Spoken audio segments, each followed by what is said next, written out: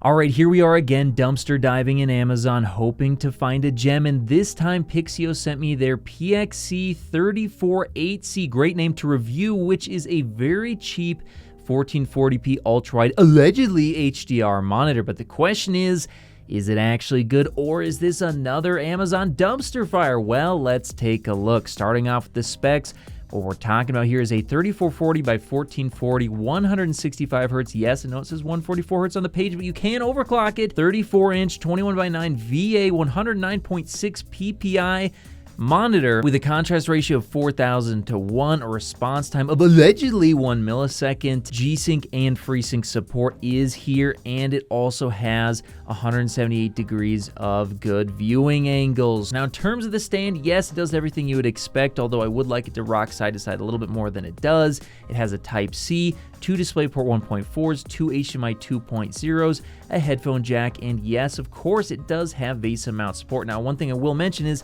I do really appreciate how they actually labeled which connections give you how much frame rate. I think that's really nice for people who maybe aren't so familiar with the different standards. And all these specs priced at just $380 might have many of you soiling your pants, but hold up, let's see if it's actually good by getting out the tools. Now, starting off with the color, it actually wasn't too bad out of the box, around 6800K with a Delta E of 3.7. However, I was able to get it down to around 6600K with a Delta E of 0.5, so a pretty big improvement there, which, by the way, I will have all the settings and ICC profiles for not only this review, but all reviews I ever do linked below in the description and pinned comment on my Patreon page. So if you want to support the channel and get access to all that, I do highly recommend taking a look. Now, in terms of the color gamut, in terms of coverage, we're talking about 99.5% sRGB, 80.7% Adobe RGB, and 85.9% DCI-P3. In terms of the volume, 121.3% sRGB,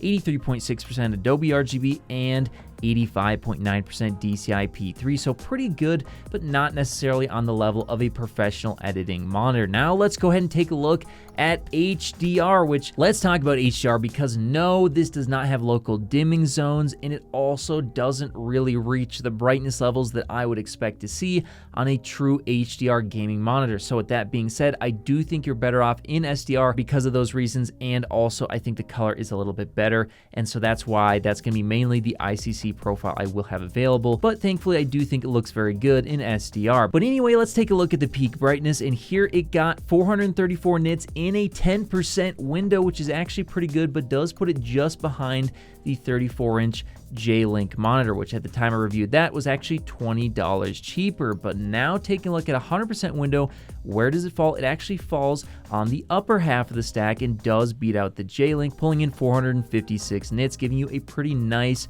bright full screen image, although of course it is going to fall short of mini LED. But now moving on to an actual game, Battlefield 1 HDR here once again does pretty good around middle of the pack, 432 nits, putting it a little bit above all the other LCDs I've tested thus far, so not too bad. Now in terms of overclocking, not only can you actually do 165 hertz, but I was able to get as high as 168 hertz, although I did have some frame skipping beyond 165, so your results beyond that may vary, and that's why I decided to test at 165. So speaking of that, let's take a look at the total system latency, and here I was shocked. I think there's something wrong with some of the settings in the monitor. I think if you leave it at default, you will see much better results because unfortunately, guys, with the low input lag mode on and 165 hertz instead of 144 hertz, I consistently got around 40 milliseconds of total system latency. I checked it again and again, and this is what I got. I was very shocked. It doesn't make any sense to me. So once again, I think there's something wrong with maybe the low input lag setting actually increasing input lag, but I just didn't have the time to retest. So your results in terms of input lag, depending on the settings you choose, may vary. And unfortunately with these settings, which should be the fastest settings, it actually puts it at a very unimpressive, again, 40 milliseconds. Now, in terms of the power draw, not too bad, 60 watts. So that does put it a little bit above other LCDs, but way below OLED and mini LED. Now, in terms of the UFO test, let's take a look here at the various different overdrive settings. On low, there is a lot of dark level smearing. We do have to keep in mind this is a cheap VA panel, so you gotta expect to see that.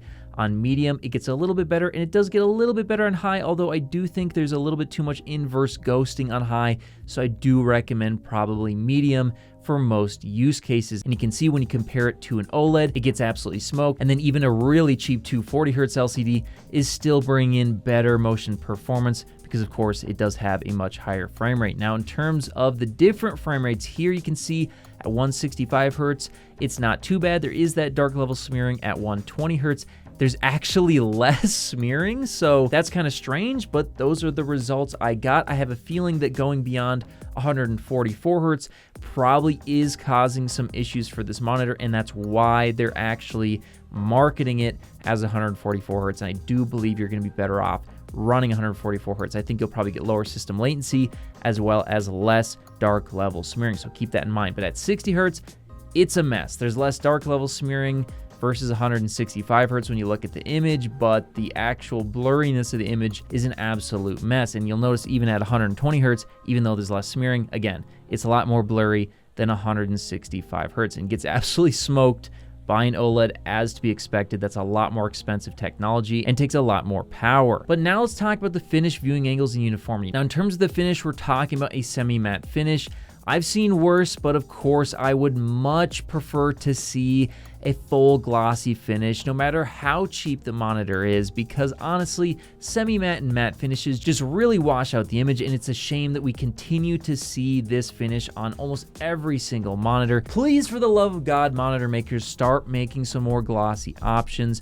I don't care what you gotta do, get them out there. In terms of the viewing angles, it's actually not too bad, but the uniformity is a little hit or miss. So it's not the worst I've seen. It does have fairly good uniformity, but you will notice a little bit on the corners where there is some backlight bleed that can actually cause a little bit of different brightness on gray screens versus maybe something like an OLED. So overall, let's talk about this. Should you be buying this monitor? Well, if you're planning on boofing some G Fuel tonight and streaming to 3 viewers, then absolutely not. Now, if you're someone who just wants a decent looking cheap ultrawide, then it might be an alright option, but we do have to keep in mind there's a gaggle of hot, hard, buff ultrawides available around $350 or less on Amazon, and while I haven't had a chance to test any of them, it's unlikely they'll perform too much worse, meaning ultimately I think this monitor needs to be priced around $350 or less, preferably closer to $300